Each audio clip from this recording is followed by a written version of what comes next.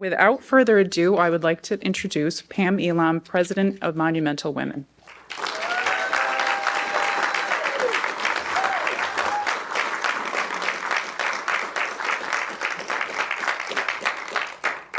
First, I want to say what a pleasure it is to work with Jennifer and Ashley. It's wonderful not only to find kindred spirits in life, but in a museum as well. So thank you for your work for women's history, and I look forward to donating even more material if you'll accept it. My closets are overflowing, so you'll let me know. It's not often that you have the chance to be part of something truly historic.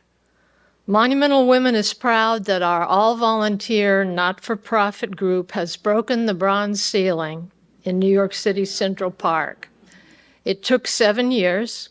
We raised over $1.5 million in private funding. We fought through many obstacles. But as you've heard, on August 26, 2020, the centennial anniversary of the ratification and certification of the 19th Votes for Women Amendment to the Constitution, our Women's Rights Pioneers Monument honoring Sojourner Truth, Susan B. Anthony, and Elizabeth Cady Stanton was unveiled as the first statue of real women in Central Park's 167-year history. The 42 million people who visit Central Park each year already see statues of Alice in Wonderland, Mother Goose, and Juliet with Romeo, as well as statues of nymphs and angels. Now Central Park visitors can see some real monumental women. And I'm especially pleased to report that the Women's Rights Pioneers Monument on Literary Walk has already become an important must-see location. Thousands of people have already accessed our app, Talking Statues, to hear the words of Truth, Anthony, and Stanton while they view the images of those incredible women. But creating the Women's Rights Pioneers Monument is only one of the goals of Monumental Women. In addition, we seek to increase the awareness and appreciation of women's history through our education campaign, as well as our challenge to municipalities all across the nation and the world. We urge cities to reimagine their public spaces, to include tributes to the diverse women who helped create and inspire them. Little did we know that over those past 7 years, we would have to constantly challenge our own municipality as well. It's not easy to donate a work of art to the city of New York. It was not easy to take the long, bureaucratic roller coaster ride which traveled through the Parks Department, the Central Park Conservancy, the Public Design Commission, the Landmarks Preservation Commission, and every single community board surrounding Central Park. But step by step, meeting by meeting, we crossed the minefield, which is New York City government, and won all necessary approvals. In New York City's public spaces in 2020, there were 150 statues, and only 5 of them were women. Thanks to Monumental Women, there are 6. I want to give you several quick examples of the bureaucratic roadblocks Monumental Women faced from just one agency, the New York City Parks Department. At our first meeting, they said, no, there will never be another new statue in Central Park. It's a historical collection and nothing else can be added. We persisted. Next, they said, why don't you pick another park? Or are you sure you want a statue? How about a nice garden? We persisted. Then, thanks to the new Parks Commissioner, Mitchell Silver, they said, okay, you can be an exception to our unwritten moratorium as long as your statue is outside the wall of Central Park, on the sidewalk, or as they put it, within the park's footprint. We persisted.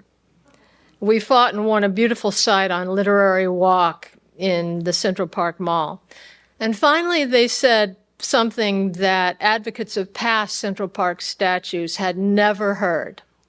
They told us we should find evidence of Truth, Anthony, and Stanton actually being in Central Park. Let me pause a moment. I found that evidence. And in case anyone ever asks you, Susan B. Anthony loved to take long walks through Central Park.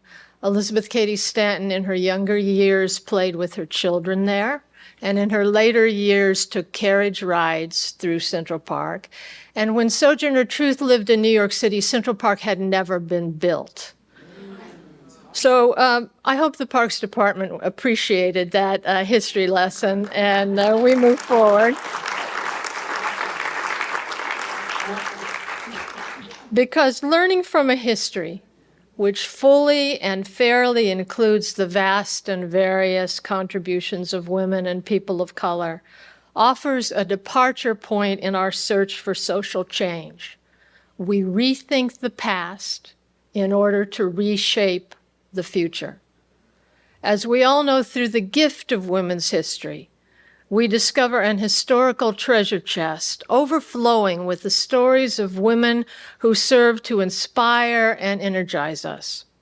We learn of their strategies and tactics in the battle for equality.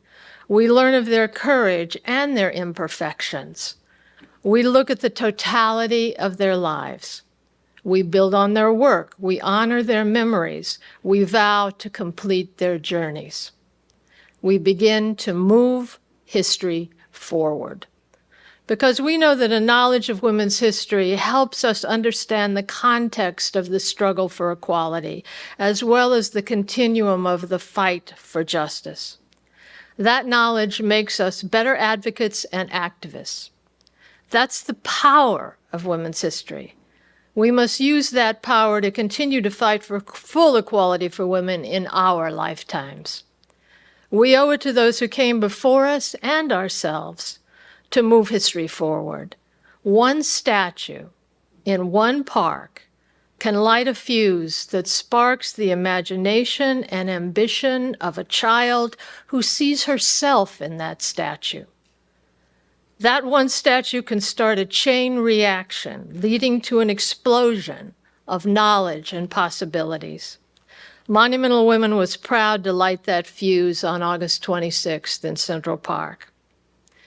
In whatever ways we can honor the valiant women who came before us and bring their stories to light, let's do it.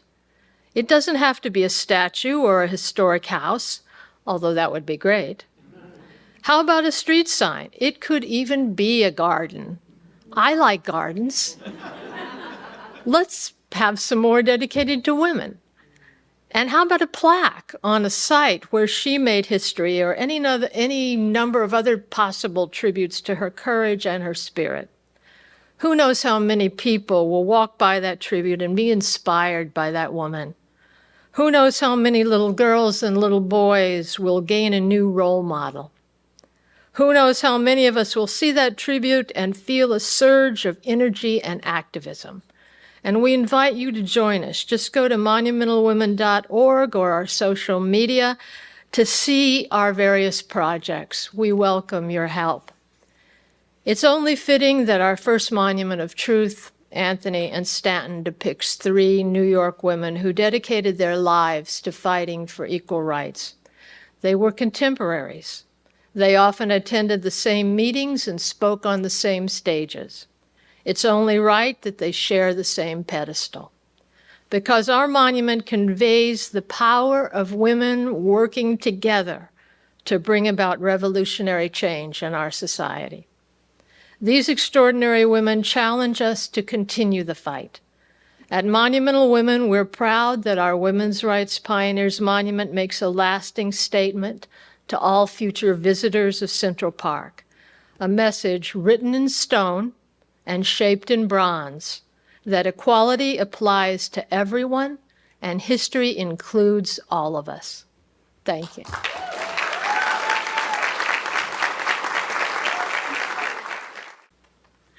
Hello, and thank you. I'm honored to be here today, and I want to thank all the people in the audience who I know who came to see this.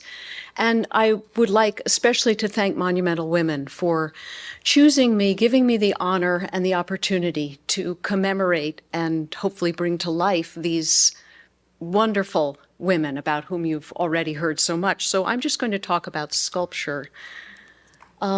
This is the Central Park Mall.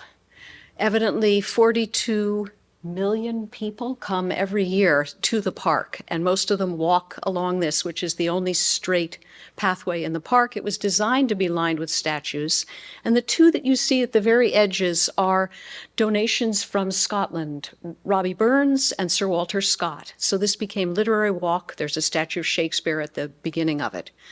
And you'll see on the right, there is another poet who is not so much read today, Fitzgreen Halleck.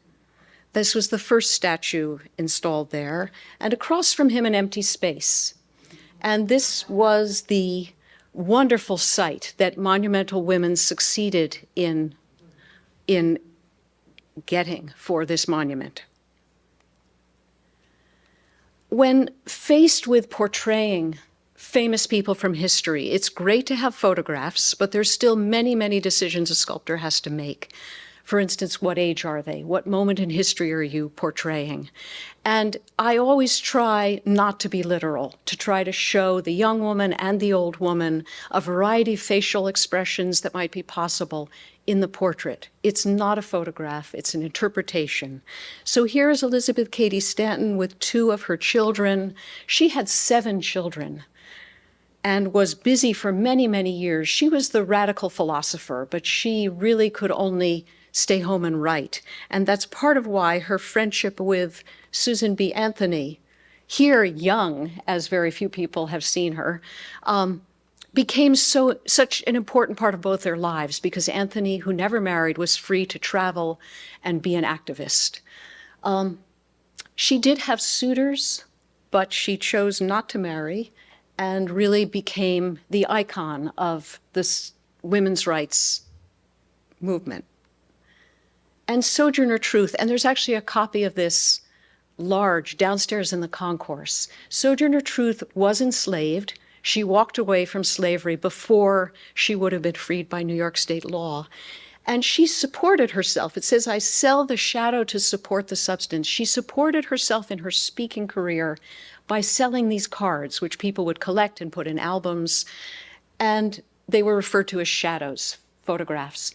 But in doing so, and in copywriting her own image, one of the first people to do so, she took ownership of herself in yet another, even more profound way. So she was really self-made and self-owned in a way that perhaps only someone who had been enslaved would understand. Notice that she has her knitting, which became an important part of her interpretation. So here is this model in clay in my studio. A monument is made many times. It's made little, like 1 inch equals 1 foot, to go through approvals process, because at that size it's easy to alter, it's easy to discuss and carry to meetings. For the enlargement, I never go from something this big to something huge, because there's so many errors that can creep in. So this is 1/3 the final height. Susan B. Anthony is 36 inches. In the park, she's 9 feet tall.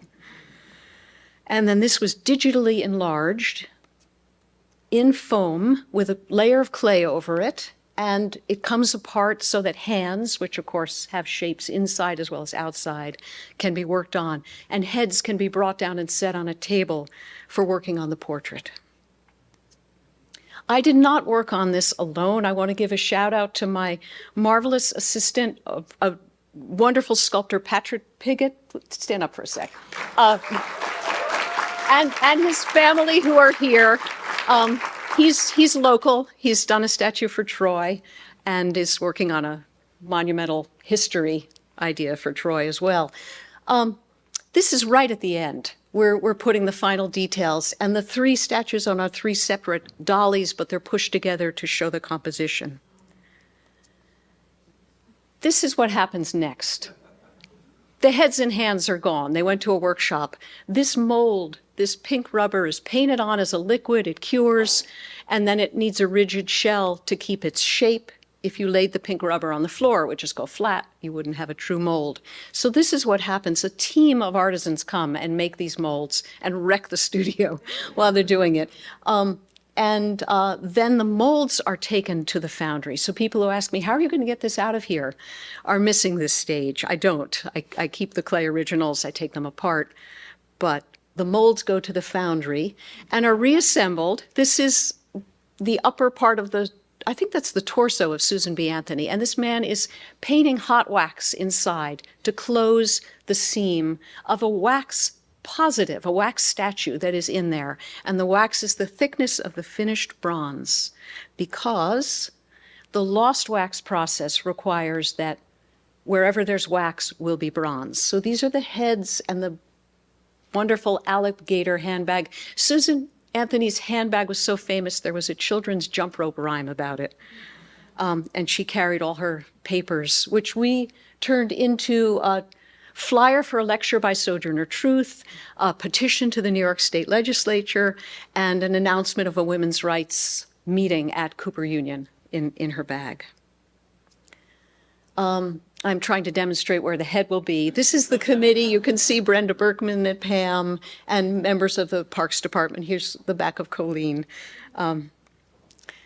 Okay, then it is cast in bronze in sections. So here's poor Sojourner Truth, tack welded together. Her head and hand are on the table. And I go to the foundry and make sure that all the parts fit together. And that's what's happening here. Anthony's hand is supposed to rest on Stanton's shoulder in a gesture that I hope will be ambiguous enough that viewers can decide, is she warning her, is she comforting her, whatever you would like. But it needs to touch, and bronze shrinks as it is cast, so getting that hand on that shoulder required hammering the arm and a whole bunch of other tricks that foundries have in the middle of the pandemic in August in 100-degree heat. And then in 104-degree heat, Sarah May is using a torch to heat the metal and painting on chemicals, which colors the metal to hide all that welding and all that correction that happens in the bronze process. And this is the last day at the foundry. Stanton already has her coat of shiny wax. The patina genius is with a torch and is working on Sojourner Truth's skirt. And these gentlemen on the left are sliding a piece of metal on the underside of Sojourner Truth's chair, which I didn't realize till the last minute was still open, which meant a Central Park raccoon could have climbed up inside the statue. So that was tack welded at things you don't see when it's down on the ground. And of course, when it was 5 feet up in the air on the pedestal, you would have seen that. And here are 7,000 pounds of bronze being lowered onto their pedestal at dawn. And this was the unveiling ceremony. We couldn't have a ceremony like Fitzgreen Halleck had with 10,000 people and the President of the United States. Because of COVID, we had a press conference with 75 people. But it was a magnificent occasion. I have to thank Brenda Berkman for all her work on that day in particular. And Hillary Clinton gave a marvelous speech. That's me when I still had brown hair, and Pam Elam. And we were very, very happy and very relieved that day. And here it is, people left sunflowers, appropriately enough, and the grass had grown back, and there it is.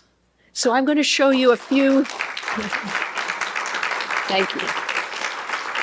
It was a monumental effort. Probably 25 people at the Bronze Foundry worked on it for 6 months, and many, many others. A few details. Sojourner Truth, the statue's not broken. She did lose part of her index finger sometime during her enslavement in some kind of agricultural accident. We don't know.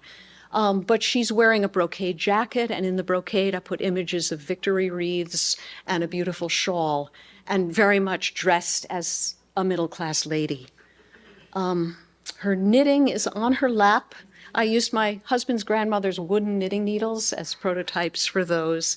I did actually have to look up how to knit and purl again, because my Girl Scout training had worn off, although I had a merit badge in knitting. Knitting was an important patriotic duty. It was not merely a hobby. It was something that marked you as a real lady and in a sense, a citizen. Susan B. Anthony has her trademark shawl around her, and she is wearing a brooch sculpted by Patrick of Minerva, the Roman goddess of strategy and wisdom. And Sojourner Truth is speaking. Anthony is organizing. She has her traveling satchel full of documents, and Stanton is writing or about to write. Here's the satchel, almost a character of its own in this sculpture. And Stanton has her pen raised, her ink bottle is on the table, a table based on Colleen's great-great-grandmother's writing table. The pedestal is the same Victorian texture. We also put a kind of abstracted sunflower pattern on her dress. Declaration of Sentiments, and 3 volumes, Margaret Fuller, Sarah Grimke, and Mary Wollstonecraft, 4 mothers of the women's rights movement, under her chair. But Stanton's father was a judge, and when Stanton was a child, she once burst into her father's office, and he was trying to deal with a widow who had lost all her property to her husband's brother, as the law allowed. And Stanton was infuriated and said to her father, "Can't something be done?" And he said, "No, I'm sorry, this is what the law says." And she said, "I'll take my scissors and cut these laws out of the books." And she would go on, of course, to change laws in the New York State legislature. So she gets three books. I just love the way the root flare on these historic elm trees is kind of echoed in the skirt and the books. But this gives you a sense of the size of it. It really is huge when you see it. It went to work immediately. When Ruth Bader Ginsburg passed, this became a spontaneous memorial for her. And then during the presidential election, it became another spontaneous memorial. This one didn't last as long. This one's taken down pretty fast, but it says, "Grab your future by the ballots." So back to the model. It's a delight and an honor for me, again, to see this here, part of this collection. And I hope that it will inspire people also to visit New York City and see that monument. And I want to again thank Monumental Women and the board members who are here in particular for all their work, not only to create and install this monument in such a prominent location, but for all their other work to bring women's history and women's future to national attention. Thank you.